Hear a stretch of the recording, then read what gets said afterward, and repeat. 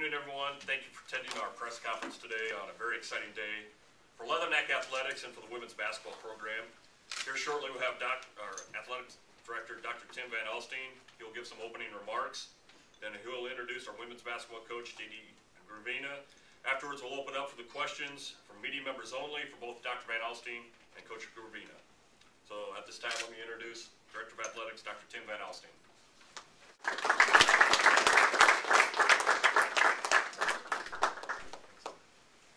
Thank you, Patrick. Before I introduce JD, I'd like to recognize some other folks who have worked very, very hard to bring us to this point. First, let me recognize our screening committee, Lisa Mells, Molly Reese, Annie Shepard, and Sean McDonough. We received 73 applications for this position. These individuals waded through the qualified applications and narrowed them down to 6, and they did a great job, and I would like to thank them right now. Secondly, I'd also like to thank Carla Oliver, my assistant. Carla was the filtering system for this search process. She handled all the paperwork during the past month, and there was a lot of work involved. In a search process like this, she was unflappable. She never got discouraged and was always smiling, and I owe her a big thank you. Then I'd like to thank our staff, our coaches and administrators, and the Leatherneck Advisory Club who participated in the on-campus interview process. You know, anytime you bring a new coach into the Leatherneck family, we have to make sure that they're going to be a good fit. We are a tight-knit group, and through this process, I think JD continued to rise to the top. He received a lot of questions on campus, and I think we found out that he will be a good fit for us.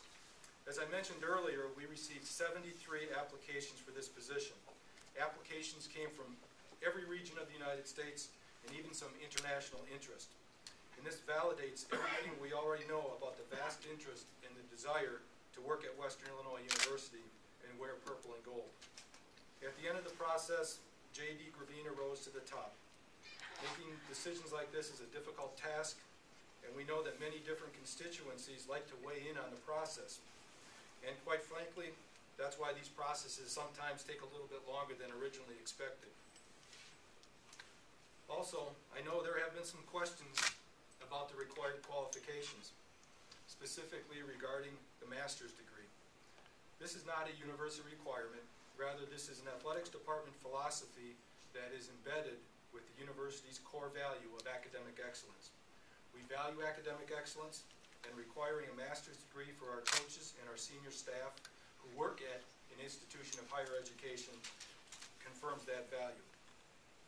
And incidentally, JD has 2 master's degrees. We know JD is committed to academic excellence. We know he's committed to the student-athlete success and student-athlete well-being. And we know that he can recruit. And he can X and O with the best of them.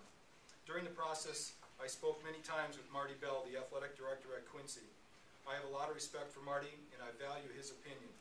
I asked all the typical AD to AD type questions when hiring a new coach, and the reoccurring theme about JD is that his student athletes are always well prepared, they are good students, they're good citizens, and they play hard for him, and he deeply cares about their well-being.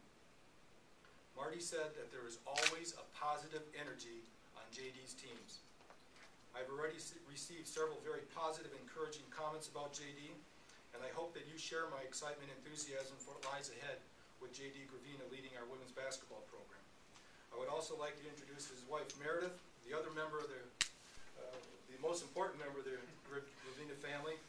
One member of the family could not be here, and that's Mackie. Mackie is a 4-legged, purebred American mutt who is still back in Quincy, but I'm sure Mackie is looking forward to her transition to the Macomb community. And with that, I'm pleased and proud to introduce J.D. Gravina.